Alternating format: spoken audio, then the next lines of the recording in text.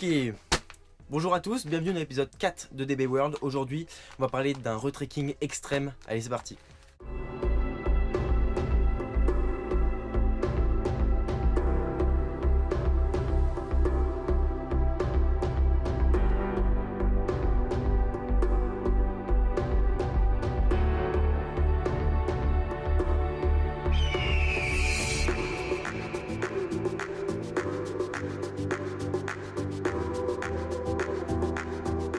Donc aujourd'hui, on se dirige vers Kennywood, un parc aux États-Unis.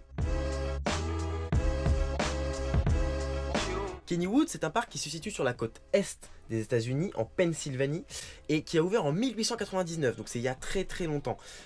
Actuellement, elle a encore 7 attractions, 7 coasters en activité. Donc aujourd'hui, on va s'intéresser à un seul de ces coasters qui s'appelait Steel Phantom. Steel Phantom qui a ouvert en 91 du constructeur Arrow Dynamics et de type métal à une hauteur de 48,8 mètres, une chute de 69,5 mètres, donc cette différence est due au fait que l'attraction a épousé le dénivelé du terrain pour essayer d'économiser en support, puis c'est assez intelligent, une attraction qui épouse un peu le sol, les montées, les descentes du parc, c'est quand même intéressant. Elle fait 910 mètres de long, possède 4 inversions, dure 2 minutes 15 au tour, mais surtout atteint 130 km/h. Donc 130 km/h c'est énorme, surtout en 91 c'est quand même beaucoup. Pour vous donner un ordre d'idée, Silver Star à Europa Park fait 130 km/h, mais elle n'a pas d'inversion. Là celle-ci elle a mis l'inversion, et elle est hyper rapide. Et c'est ce qui a en partie causé sa fermeture en 2000, et le parc décida de fermer l'attraction, et on va voir tout de suite pourquoi. Donc le parc décide de fermer l'attraction en 2000 pour faire un retracking. Un retracking qui va avoir pour effet, entre autres, de supprimer 4 inversions.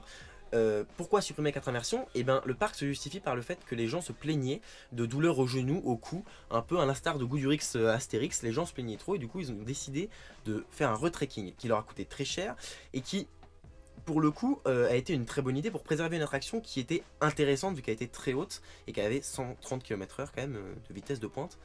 Donc c'est la société Chance Morgan qui s'attela à cette tâche de retraquer l'attraction. Faut savoir quand même que c'est une société qui a été créée en 2001 par la fusion de 2 autres sociétés. Voilà. Et donc le 19 mai 2001 réouvre l'attraction, mais sous un autre nom cette fois. Elle s'appellera Phantom's Revenge. Celle-ci fera 975,4 mètres de long, aura une hauteur de 48,8 mètres, une chute de 71 mètres, une vitesse de 136,8 km/h, n'aura donc plus d'inversion et fera à présent 1 minute 57 au tour. Donc on peut voir qu'il y a des différences et des similitudes avec l'attraction de base qui s'appelait Steel Phantom. Donc à présent je vais vous mettre 2 on-ride côte à côte sur cette vidéo.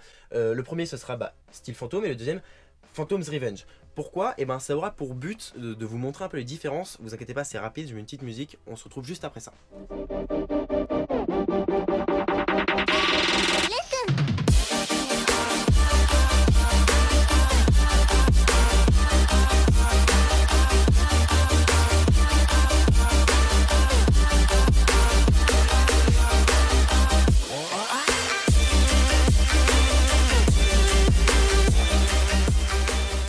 Voilà, vous pouvez voir qu'il y a une sacrée différence, hein. On peut voir que l'attraction n'a pas été juste tranquillement retraquée, c'était un gros retracking, et c'est quelque chose d'important pour un parc et pour une attraction comme celle-ci. Donc alors, comme changement notable, nous avons un changement assez petit, la hauteur de chute, parce que la hauteur totale reste la même, mais la hauteur de chute change de 1,5 m. La vitesse quant à elle passe de 130 à 136,8 km/h, donc c'est pas rien, c'est une petite augmentation tout de même. La durée au tour se raccourcit, passe de 2 minutes 15 à 1 minute 57. Le coaster est plus long, plus haut, plus rapide, dure moins longtemps. Les trains ont été modifiés, elle est passée d'une capacité de 1600 personnes par heure à 1400 personnes par heure, donc une légère baisse. Évidemment, on est passé de 4 inversions pour la version de base à 0 inversion pour la deuxième version Phantom's Revenge. Donc là, c'est logique, hein, c'était le truc de base. Ils ont ajouté un bunny hop à la fin du parcours, donc c'est juste une petite bosse, c'est assez sympa. Ça rajoute voilà, un petit côté un peu visuel à l'extérieur, mais surtout un petit côté intéressant à l'intérieur, petite sensation, ça peut être toujours sympa.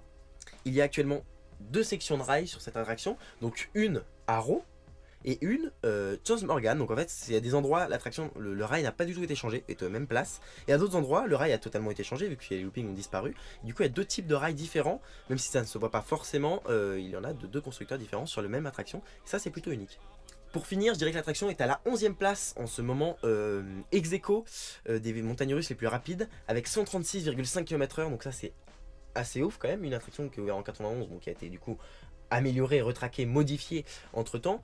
Mais bon, elle a quand même pris une bonne vitesse. Je vous rappelle que la montagne russe la plus rapide, c'est 240 km/h, c'est Formula Rossa à Abu Dhabi. J'espère que cette vidéo vous aura plu. Dites-moi dans les commentaires ce que vous en pensez, ce que vous voulez de plus, de moins, ce que vous avez pensé de cette attraction, ce retracking. Si vous voulez que ça arrive à Goodurix, mettez-le dans les commentaires. Et on se retrouve samedi prochain midi pour une nouvelle vidéo de DB World. Allez, c'est parti.